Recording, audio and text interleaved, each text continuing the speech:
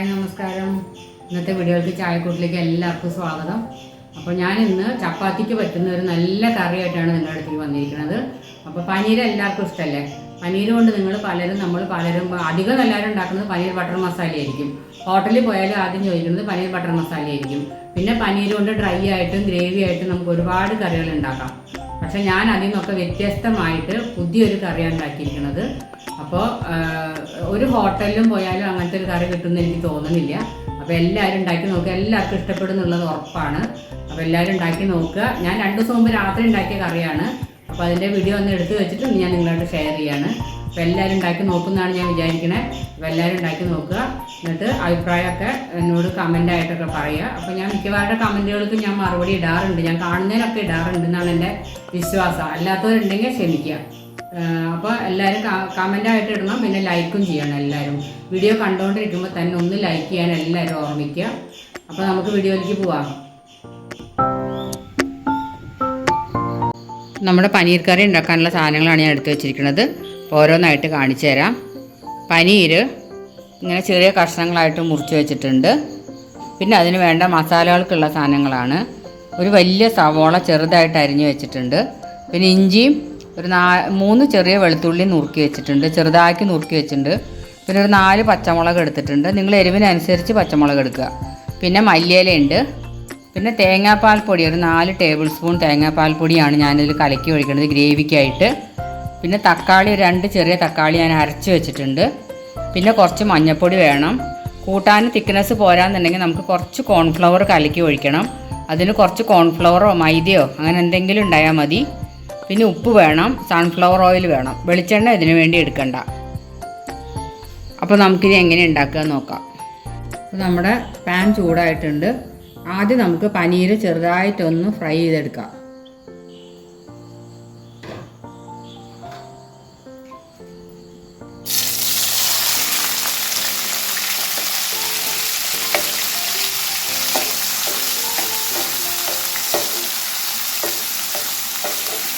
വല്ലാണ്ട് മൊരിയണ്ട, ചെറുതായിട്ടൊരു കളറ് മാറുമ്പോൾ നമുക്ക് എടുത്ത് മാറ്റാം.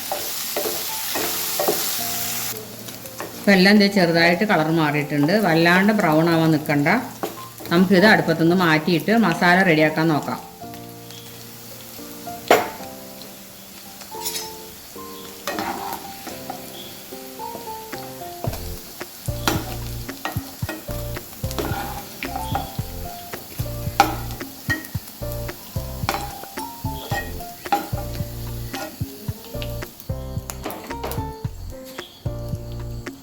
ഇനി ഇതേ എണ്ണയിലേക്ക് തന്നെ നമുക്ക് സവോള ഇട്ട് കൊടുക്കാം. നിങ്ങൾക്ക് പനീർ ഫ്രൈ ചെയ്യണ്ടെന്നുണ്ടെങ്കിൽ അതുപോലെ തന്നെ ഇടാം കേട്ടോ. കറിയിൽ ലാസ്റ്റ് ഞാൻ അതിൽ അലിഞ്ഞു പോകണ്ടെന്ന് വിചാരിച്ചിട്ട് ഒന്ന് ഫ്രൈ ചെയ്തെടുത്തതാണ്.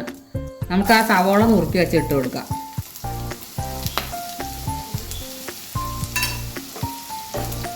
ഇതും ബ്രൗൺ ആവണ്ട, ഒന്ന് ട്രാൻസ്പാരൻ്റ് ആവണ പോലെ ഒന്ന് ഫ്രൈ ആയാൽ മതി, വഴറ്റിയെടുത്താൽ മതി. കുറച്ച് എണ്ണ പോരായുണ്ട്, അപ്പോൾ ഞാൻ കുറച്ചും കൂടെ ഒഴിച്ചു കൊടുക്കുക.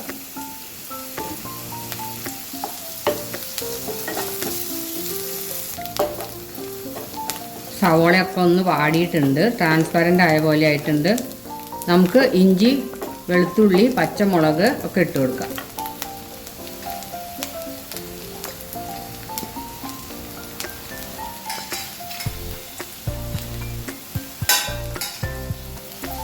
എരിവിന് നമ്മൾ വേറെ ഒന്നും ചേർക്കുന്നില്ല. പച്ചമുളക് അപ്പം നിങ്ങൾ എരിവിനനുസരിച്ച് ചേർത്ത് കൊടുക്കുക.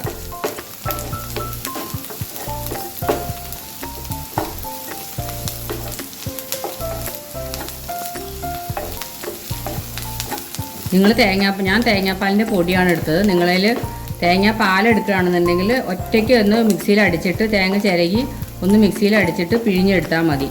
ഒറ്റ പാല് മതി ഇതിന്. 2ാം പാലും 1ാം പാലും ഒന്നും വേണ്ട.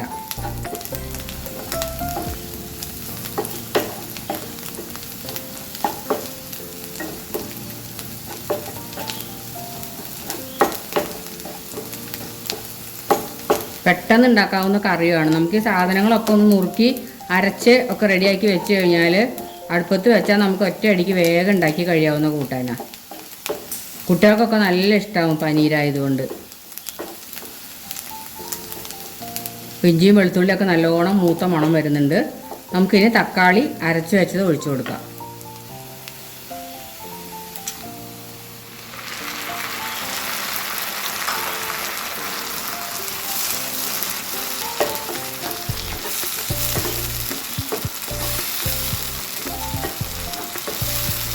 ഇനി ഇതിലേക്ക് ആവശ്യമുള്ള കുറച്ച് മഞ്ഞൾപ്പൊടി ഇട്ട് കൊടുക്കാം.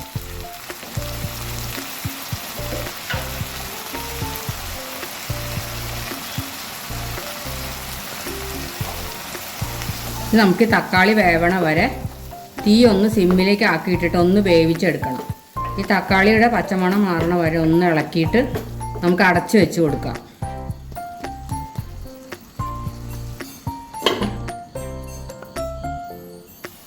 ഇനി നമുക്കൊന്ന് തുറന്ന് നോക്കാം.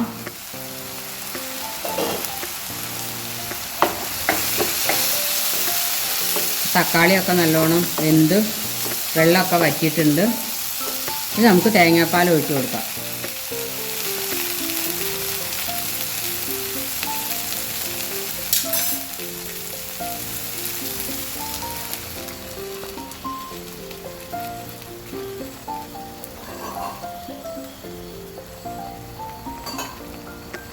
പാത്രത്തിലുള്ളതും കൂടി കുറച്ച്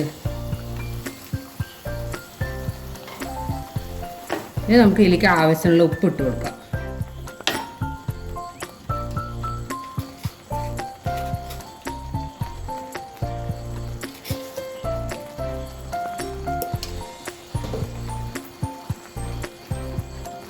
അപ്പോൾ നമ്മുടെ കറി അത്യാവശ്യം തിക്നെസ് ഉണ്ട്, അതുകൊണ്ട് കോൺഫ്ലവർ ഒഴിക്കേണ്ട ആവശ്യമില്ല.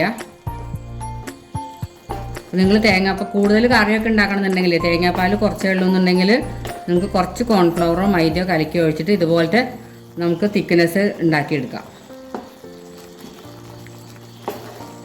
അപ്പോൾ നമ്മൾ തക്കാളിയൊക്കെ അരച്ച് ഒഴിച്ചത് കൊണ്ടും തേങ്ങാപ്പാൽ നല്ല കട്ടി തേങ്ങാപ്പാലായതുകൊണ്ടുമാണ് ഈ കൊഴുപ്പ് കിട്ടിയത്. അപ്പോൾ വെള്ളം പോരായി ഉണ്ട്, ഞാൻ കുറച്ച് വെള്ളം കൂടി ഒഴിച്ചു കൊടുക്കുക. തേങ്ങാപ്പാൽ നല്ല കട്ടി തേങ്ങാപ്പാലായിരുന്നു. അപ്പോൾ പനീരില്ല എന്നുണ്ടെങ്കിൽ നമുക്ക് ഇതേ കറി ഇങ്ങനെ തന്നെ ഉപയോഗിക്കാം കേട്ടോ ചപ്പാത്തിക്ക്.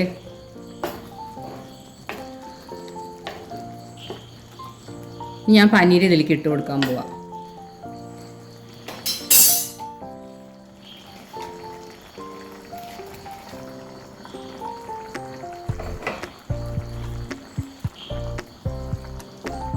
നമ്മുടെ നാടൻ പനീർ കറി എന്ന് വേണേൽ പറയാം. ഇനി ഒരു തീ താത്തി വെച്ചിട്ട് നമുക്ക് മല്ലിയില ഇട്ട് കൊടുക്കാം.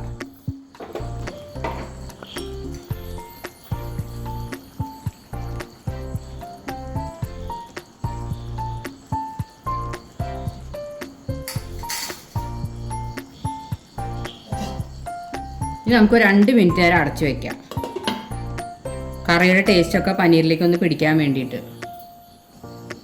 ഇനി നമുക്ക് തുറന്ന് നോക്കാം. അടുപ്പ് ഓഫ് ചെയ്യാം.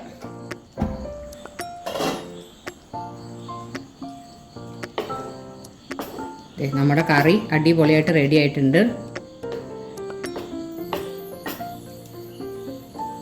ഇനി നമുക്ക് വിളമ്പണ ഒരു പാത്രത്തിലേക്ക് മാറ്റാം.